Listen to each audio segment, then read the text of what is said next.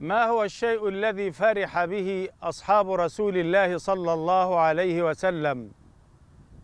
ما هي البشارة التي سعد بها أصحاب رسول الله سعادة لم تبلغها سعادتهم بشيء قبل؟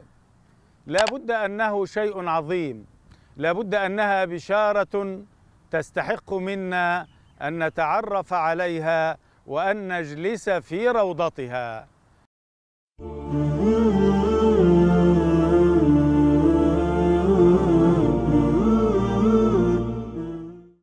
أحبتي في الله، البشارة التي فرح بها أصحاب رسول الله صلى الله عليه وسلم ونحن قد فرحنا أشد منهم بها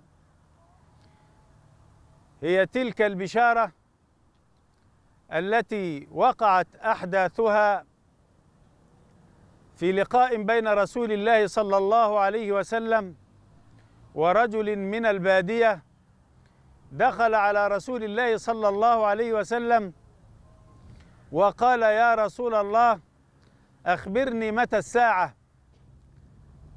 فسكت رسول الله صلى الله عليه وسلم ثم قال لهذا الرجل: وماذا أعددت لها؟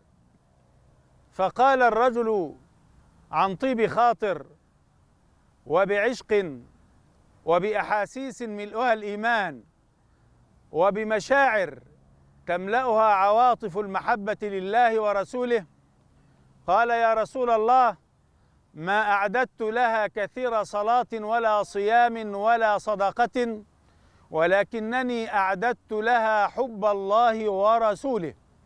يقول أنس بن مالك: فما فرحنا بشيء في الإسلام فرحنا بهذه البشارة العظيمة. ثم قال أنس رضي الله عنه وأرضاه: أنا أحب الله ورسوله، وأحب أبا بكر وعمر وعثمان وعلي، فأنا معهم حتى ولو لم أعمل بعملهم. أيها المشاهد الكريم، إنها نفحة عظيمة وبشارة كبيرة، ولكنها هي أساس الإسلام، وهي محور الإسلام، وهي سر الإسلام.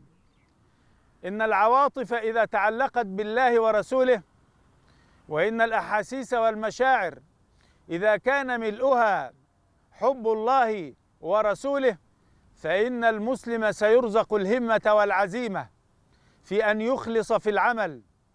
ولذلك السر يظهر في ذلك من خلال قول النبي صلى الله عليه وسلم في الأثر المروي عنه: أخلص دينك يكفك العمل القليل. إن محبة الله ورسوله ترزق الإنسان الإخلاص. إن الأعمال ليست بكثرتها، وإنما الأعمال بإتقانها، والأعمال بروح الحب فيها وبالدافع إليها.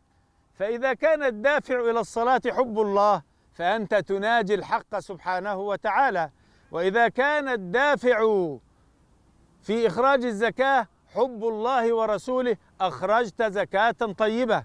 أيها المشاهد الكريم، إن حب الله ورسوله نعمة من أعظم النعم. إذا أديت ما عليك من الفرائض كما جاء في الحديث: وما تقرب إلي عبدي بشيء أحب إلي مما افترضته عليه، يكفيك الحب ويكفيك أن تحب الصادقين والصالحين. إن في حب الله ورسوله وحب الصادقين والصالحين ترسم لخطى الوسطية وخطط التيسير وخطط التسامح الذي نبلغ به دين الله إلى خلق الله. ما شعورك أيها المشاهد الكريم؟ هل فرحت كما فرح أصحاب رسول الله صلى الله عليه وسلم فحاولت أن تتصف بحب الله وحب رسوله؟ والسلام عليكم ورحمة الله وبركاته.